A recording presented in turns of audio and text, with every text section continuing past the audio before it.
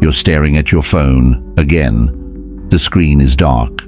No notifications, no messages, nothing. And in that silence, something inside you starts to crack, because you both stopped reaching out. No more good morning texts, no more late night check-ins, just nothing. And right now, in this moment, you feel like you're losing. But what if I told you that this silence, this exact moment you're sitting in right now, is not the end of the game? It's where the real game begins. Let me take you somewhere most people never want to go. That place where the silence gets so loud it drowns out everything else. You know that feeling when you catch yourself checking your phone for the 10th time in an hour, when you open the conversation just to see if they're online, when you start typing a message, then delete it, then type it again, then delete it again. You're trapped in this loop of wanting to reach out, but knowing that if you do, you lose something. You just don't know what yet. Here's what nobody tells you about that moment when you both stop contacting each other. It's not about the relationship anymore. It's about you. It's about everything you've been avoiding looking at, every insecurity you've buried, every need for validation you've hidden behind casual conversation, every fear of being alone that you've drowned out with constant connection. The silence strips all of that away. And what's left is the raw truth of who you are when nobody's watching, when nobody's responding, when nobody's giving you that hit of dopamine that tells you you matter. Most people break here. They send that text. They make that call. They create some excuse to check in, to see how the other person is doing, to casually drop back into their life like nothing happened. And the moment they do, they lose. Not because reaching out is weak, but because they reached out from a place of fear, from a place of needing, from a place of not being able to sit with themselves in the quiet. Think about it. Right now, someone out there is sitting in the same silence you are. Maybe it's the person you're thinking about. Maybe they're wondering the same things, checking their phone the same way, feeling that same pull to break the silence. But here's the difference between someone who understands the game and someone who doesn't. The person who understands knows that silence is not emptiness. It's information. It's a mirror. It's showing you exactly where you stand with yourself. There was a man I heard about. Let's call him David. David had been seeing someone for 6 months. Not official, but consistent. The kind of situation where you text every day, make plans every week, and fall into this comfortable rhythm that feels like something more without ever being defined as something more. Then one day she stopped replying, not in an angry way, not with an explanation. She just faded. And David did what most men do. He sent another text, then another, each one a little more casual, a little more trying not to seem like he's trying. And with each message that went unanswered, he felt smaller. After a week, he stopped. Not because he wanted to, but because he was exhausted. Exhausted from the mental games. Exhausted from crafting the perfect message that would make her respond. Exhausted from feeling like he was chasing someone who was running away. So he stopped. And in that silence, something shifted. The first few days were hell. He kept reaching for his phone, kept imagining what she was doing, who she was with, why she wasn't reaching out. But then, around day 5, something changed. He stopped thinking about her and started thinking about himself. He started asking different questions. Not, why isn't she texting me? But why do I need her to text me? Not, what did I do wrong? But, what was I getting from this that I'm not giving myself? And in those questions, he found something he'd lost along the way. Himself, his own center, his own worth that didn't depend on someone else's attention. Marcus Aurelius, the Roman emperor and Stoic philosopher, said this: "You have power over your mind, not outside events. Realize this, and you will find strength."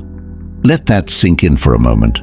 You have power over your mind, not over whether someone texts you back, not over whether they miss you or think about you or regret the silence. You have power over how you respond to that silence. And that response determines everything. See, when you both stop contacting each other, what's really happening is a test. Not a test of the relationship, a test of you. It's testing whether your peace depends on external validation or internal strength. It's testing whether you know your own value or whether you need someone else to confirm it for you. It's testing whether you can sit in discomfort without numbing it, fixing it, or running from it. And here's the brutal truth that most people don't want to hear. The person who can sit in that silence without breaking, without needing, without chasing, is the person who wins. Not because relationships are about winning and losing, but because that person has something everyone is attracted to: self-possession, the ability to be okay when things are not okay, the ability to exist fully without needing someone else to complete them.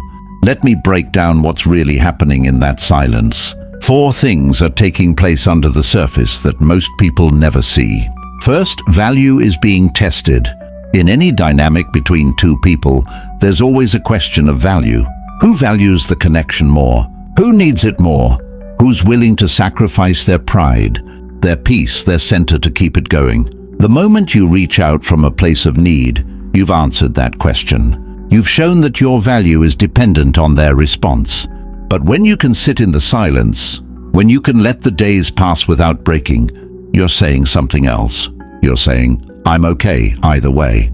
And that shifts everything. Second, emotional maturity is being revealed. Anyone can be present when things are good, when the texts are flowing and the plans are being made and everything feels easy. But silence shows you who can handle discomfort, who can sit with uncertainty, who can resist the urge to control, to fix, to force an outcome. The person who reaches out first isn't always the weaker one, but the person who reaches out from panic, from fear, from the inability to be alone with themselves, that person has just shown they're not ready for anything real.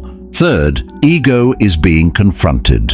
Your ego hates silence. It hates not knowing. It hates the possibility that maybe you're not as important to that person as you thought. It hates the idea that they might be okay without you. And so it pushes you to reach out, to get confirmation, to re-establish your place in their life.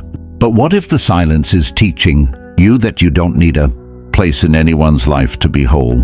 What if it's showing you that your ego has been running the show and it's time to take the power back? Fourth, reality is being filtered. Silence is a filter. It filters out what's real from what's fantasy.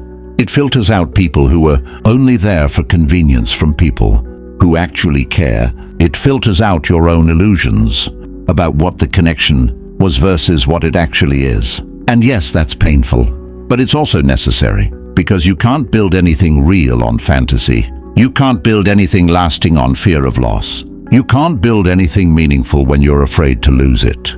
So what do you do when you're sitting in that silence? When every part of you wants to reach out?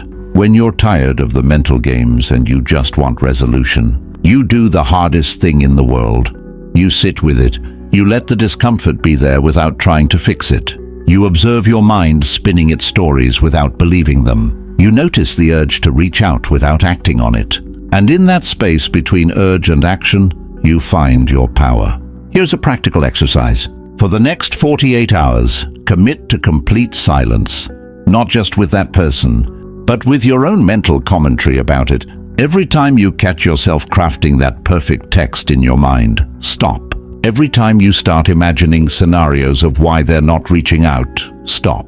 Every time you check their social media to see if they're posting, stop. Redirect that energy back to yourself. Ask yourself, what do I actually want? Not from them, from my life. What am I avoiding by focusing on this silence? What part of me feels threatened by not being needed? This isn't about playing games. This isn't about making them chase you or proving a point. This is about finding your center when everything external is unstable. This is about discovering that you can be okay, completely okay without that text, that call, that validation. Because here's what happens when you truly embody that.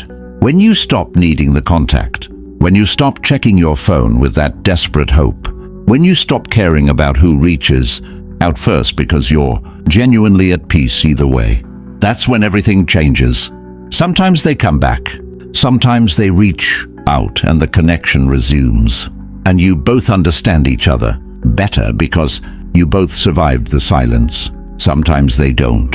Sometimes the silence is permanent, and you realize that what you thought you lost wasn't yours to begin with.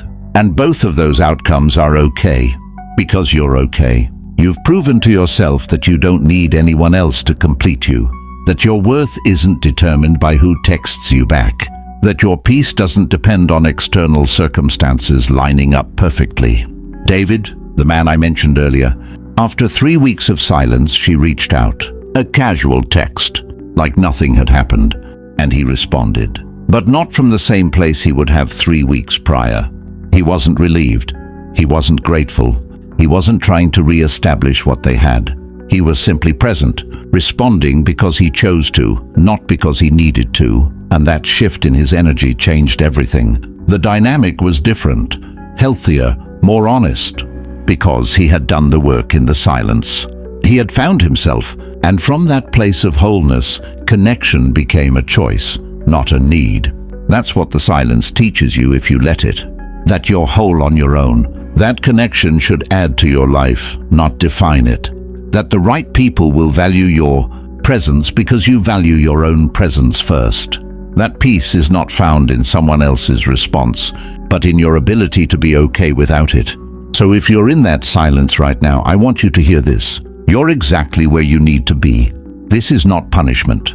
This is not loss. This is the universe giving you space to remember who you are, to rebuild your relationship with yourself, to stop outsourcing your worth to someone else's attention. The real game isn't about who reaches out first.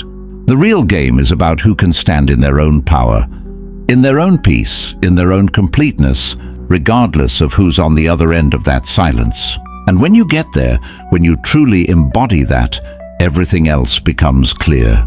You stop playing games because you're not playing anymore. You stop needing closure because you've already closed that chapter within yourself. You stop waiting for someone to choose you because you've already chosen yourself. That's when you win, not over them, over the part of you that thought you needed them to be okay. Let me leave you with this. The silence is not your enemy. It's your teacher. It's showing you where you still need to grow, where you still need to heal, where you still need to build your foundation. And if you can sit with it, learn from it, and come out the other side stronger, more centered, more at peace, then you've gained something far more valuable than any text message could ever give you. You've gained yourself. If this message resonated with you, if you felt something shift while listening, do me a favor, hit that like button. Not for the algorithm, but as a commitment to yourself that you're going to do the work, that you're going to sit in the silence and find your power there. Subscribe to this channel if you want more truth like this. Truth that doesn't sugarcoat, truth that challenges you to become better, and drop a comment below. Tell me, what's one moment where silence taught you more than words ever could? I read every single one, and your story might be exactly what someone else needs to hear today. This is Stoic Truth, where silence becomes strength.